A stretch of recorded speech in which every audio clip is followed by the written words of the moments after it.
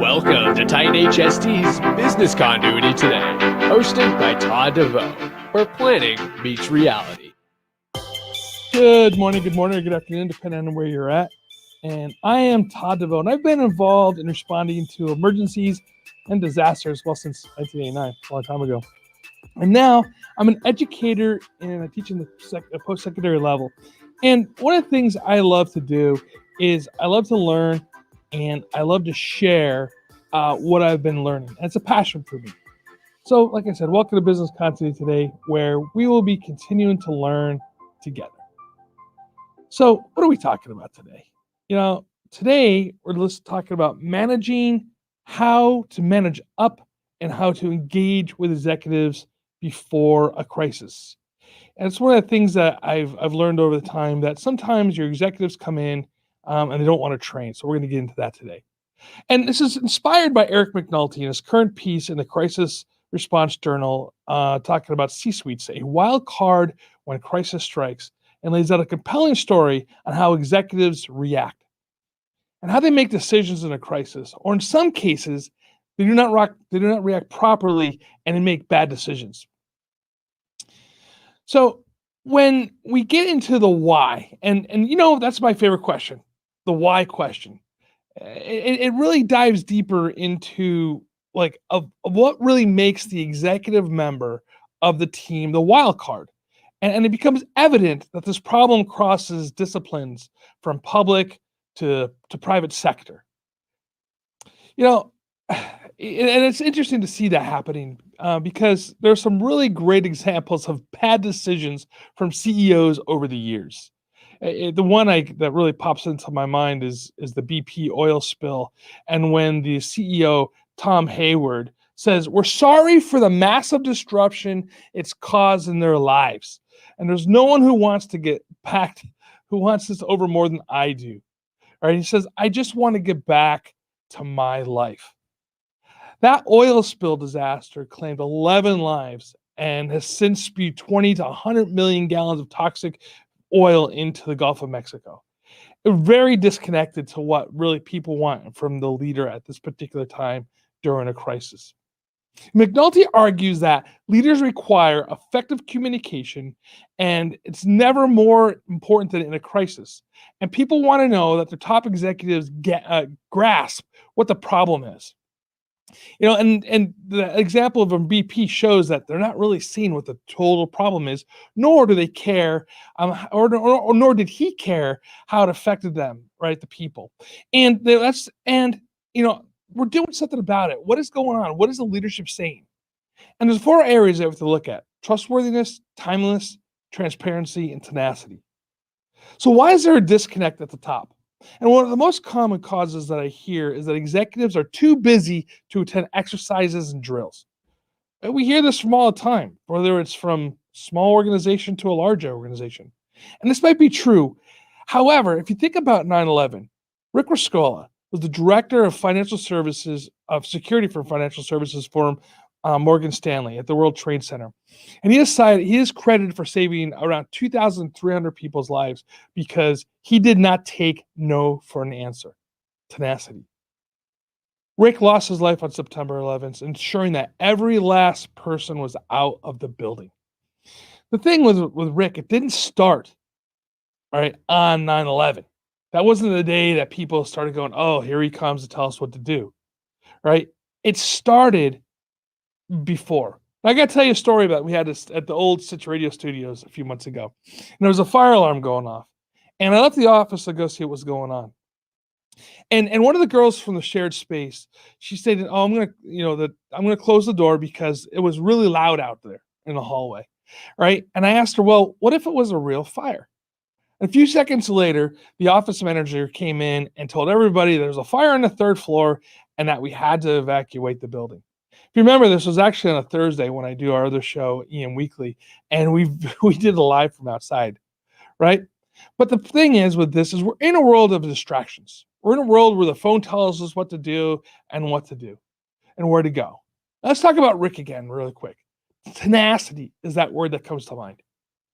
He was a man that did not take no for an answer. When he was 16, he joined the British Army, and then after his time in the service, he became a police officer in a Northern Rhodesia police department. And that time was a pretty bad area in the middle of a civil war and things like this. And then in 1963, he moved to the United States to join the Army, the United States Army, when he went to Vietnam and he became an officer, and he was highly decorated. Rick was the guy that everyone dreaded to come into the office, right? And it wasn't because they didn't like him, as they knew that he was going to be on top of them, checking to make sure that the fire wardens and the floor captains were doing their job. And he would hold fire drills and build an evacuation drills. Even to the point to where he would go in and hang up the phone if the president of the company was on the phone call saying, "Hey, you got to go out too." There was no level saying I couldn't participate. See, and this was the dedication from the C-suite as well to participate in that program. The president of the company participated, and that saved thousands of people's lives on that day in September. The only two people to pass from Morgan Stanley was the president of the company and Rick. Now, I understand that not everyone that's working in business continuity and emergency management is a war hero, and that maybe that has the ability to lead like Rick does. However, it takes a deeper look at the four areas that McNulty highlighted in his piece: trustworthiness, timeless, transparency, and tenacity. See, trustworthiness starts with communication. And I know we're back on that subject. However, there has to be a reason that is part of every after action report. In fact, it's in the top three, right? If it's not number one, it's definitely going to be number three, right? So, with proper open communications, the members of the organization will know that they're part of the solution, that they have been an understanding of what's going on at the top. Communication opens transparency as well. But poor communication leads to confusion, and it erodes the confidence of the team and the stakeholders. And in the case of government officials, the members of the community. Let's talk about what happened at the aftermath of Katrina and how, Blanco and Nagin lost their positions. They just got voted out. Disasters and crises bring the best out of people, and sometimes it brings the worst out of people. But the communication is as transparent with information as you can be at times. Lawyers are trying to protect an organization can actually make things worse at times. We should never work to hide things, right? We should always be as transparent as possible. And yes, there are things that we can't be shared, but make sure that the executives have all the information that they need to know to make the decision that allows them to see what they can trust and what they can send out. They need to trust you as a crisis leader. Tenacity is that stick-to-itiveness and never quit. Think about Jocko Willink and extreme ownership. Excuse me. One of the concepts that I learned from one of my chiefs is that you can delegate authority, but you cannot delegate responsibility. And this is how you have to get to the top executives to pay attention to their preparedness. Eric McNulty, talking to business continuity professionals about how to get top executives to pay attention to preparedness, he goes into a few details here with each of them in that piece. So really important to read it. But he advises these professionals to start the conversation about decision making.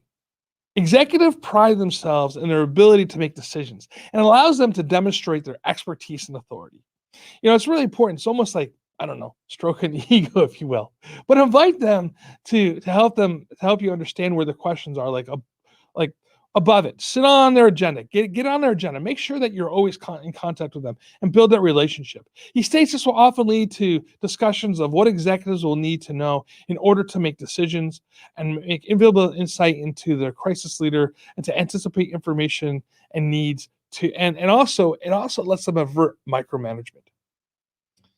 It ensures that the senior executive that they have an important role to play.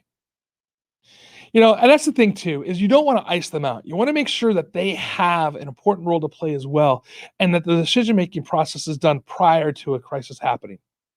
See, everything above is dependent on the productivity as trust-based relationship and between the crisis to team leader and the senior most executives that they report to.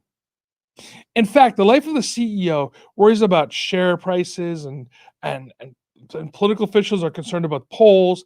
These reflect the sentiments of the people to whom that they're accountable to and work. So you need to work with your boss to know his or her style and their needs. What information do they want? How often do they want it? And what form? What core principles do they expect you to follow? You need to understand the pressures that they are facing, as well as the pressures from the outside internally, and also they're responsible for everybody in their organization. See, this helps you build a predictive relationship. And in today's turbulent world, every leader and every organization needs to anticipate confronting a crisis. It's not a matter of if something will happen, it's going to be a matter of when it occurs. You know, it's a skill that's really taught in school, but it's important to leave to chance. You know, you really need to take a look at this and be proactive of what's going on. And to be an effective leader and leading up, professionals can avert chaos erupting at the top. It's kind of what our job is to do, realistically. So as the chief arriving at the scene, can be welcome after all, because they are needed and they are going to give you support and also hopefully the finances and the political clout to do their job. So, everybody, I want to thank you for being with us today. Visit Titan HST for all your communication needs. And remember to follow us on your favorite podcast player, on Facebook, on YouTube, on Twitter, and join us next week. Oh, yeah. Also, can you please go in there and give us a nice rating? 5 stars if you like what we're doing. And I really appreciate your support and being here with us each week. So, until next week, stay safe and stay hydrated.